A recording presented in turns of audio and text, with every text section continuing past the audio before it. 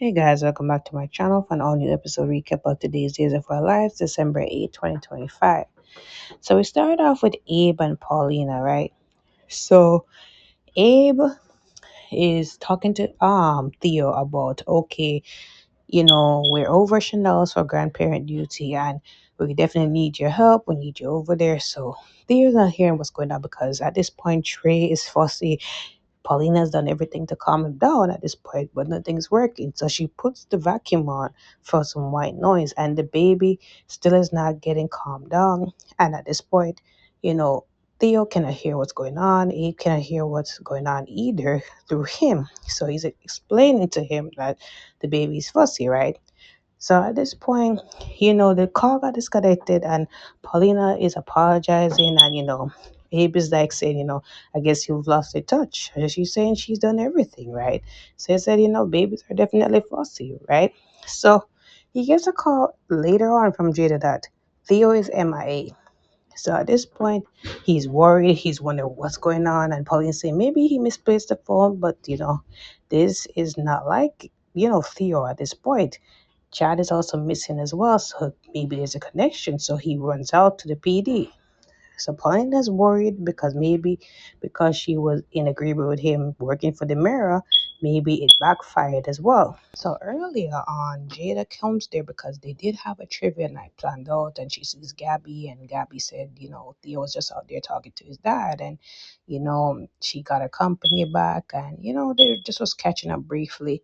So at some point, Philip comes in, and they're there for the trivia night, and Jada is also excited to do it with Theo against them. And at this point, you know, Jada gets a call from JJ that Chad has been missing. There's a missing person report to be filed out on him. So now she's worried and she has to go talk to Theo because there is a connection with Tony's disappearance. Like maybe somebody's out for the Demaras.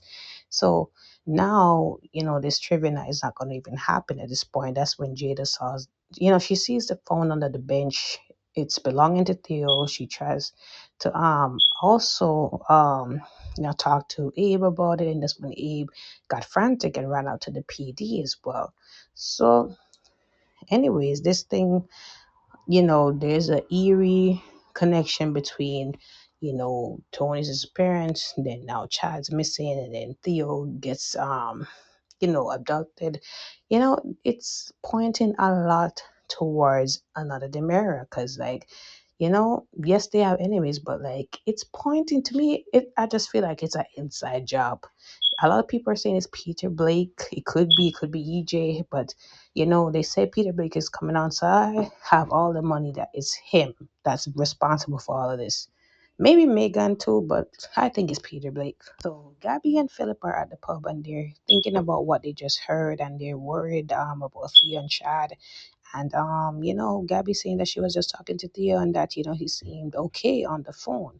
So she's just wondering like what could have happened. Like it's just really scary, right? So they leave because they're not really interested to do trivia anymore and they start talking more about the disappearance of Damaris. And she's hoping Chad and Theo get back home. And Philip is like, "What about Tony?" But then she remembers, what he did to her, stab her in the back, and not give her the company or control over the company.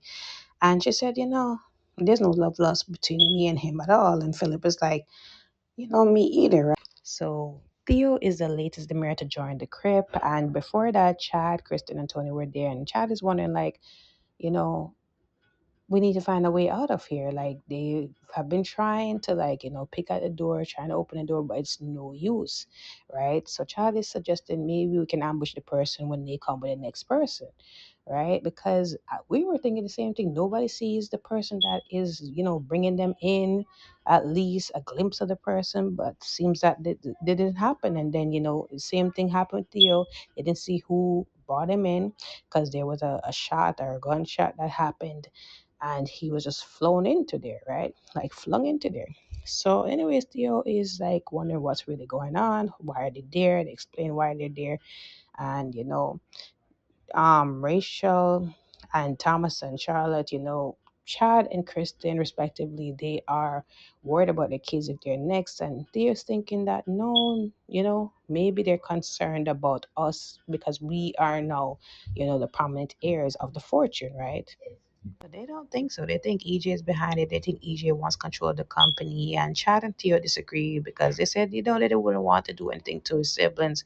And, he's been helpful with his custody battle. And, Kristen don't believe that, right? Kristen just believe that EJ is just looking out for EJ and he's not gonna like help them out. They talk about maybe Jade and Gabby might be on to something and they might be saved.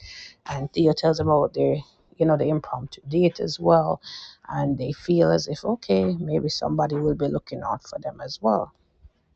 So Abe goes to the PD and he talks to Jada to find out any updates, and Jada is like, I can't really give you any information. And Abe is saying, what you mean you can't give me no information? Like, I've worked at the PD longer than you've been alive. So I'm like, that was really the line of the day for me.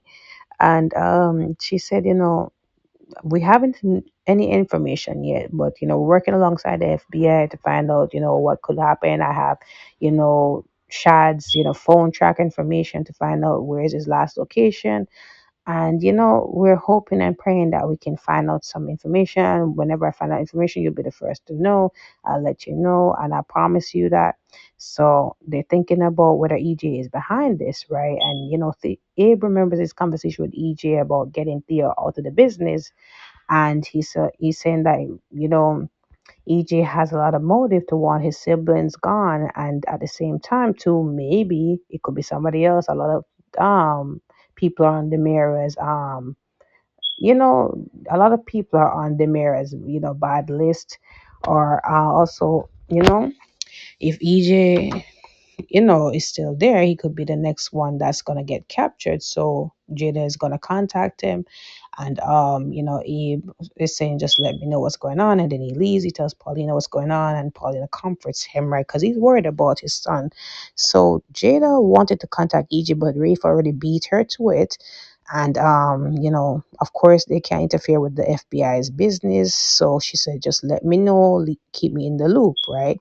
So also, Paulina called FBI, called Rafe and Eli and just let them know what's going on. And Ray said, "We're already ahead of it. We'll let you know what happens with that," right? So Kat earlier drugged EJ to find out if he has anything to do with Chaz's disappearance. So that's when, once he was dozed off, she went into the the tunnels, trying to find out any information, take some pictures of the rooms, nothing really concrete. She comes up, tries looking in his jacket for something, nothing concrete, and he starts waking up. And he apologizes for dozing off. He said he's normally a better host, but he's just tired. He's worried about his brother's disappearance. Then he gets a text notification about Theo's disappearance, and now he's worried that he might be next. And he tells Kat to leave, and Kat said, "No, it's best if I'm stay here because it'd be less dangerous." So he is surprised by that because normally people would run away from him. And she said, "No, I'm not going nowhere." So that's when he draws into her, I guess, assuming for a kiss. But we didn't see that on today's episode. So let's see what happens and if Kat is going to just use that as advantage, right? So, anyways, comment below in today's episode. Let me know. Let me know what you guys think of today's episode. Don't forget to like, follow, and subscribe to my channel. I will see you guys tomorrow.